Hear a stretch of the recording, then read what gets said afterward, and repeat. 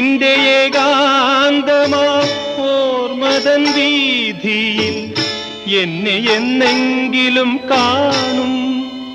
ഒരിക്കൽ നീ എന്റെ കാൽപ്പാടുകൾ കാണും.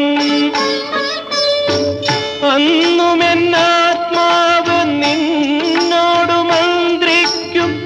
നിന്നെ ഞാൻ സ്നേഹിച്ചിരുന്നു. രാത്രി പകലിനോടെന്ന പോലെ യാത്ര ചോദിപ്പൂ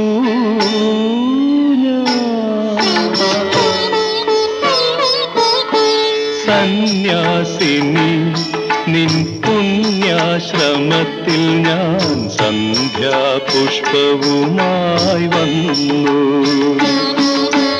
ആരും തുറക്കാത്ത പൂമുഖ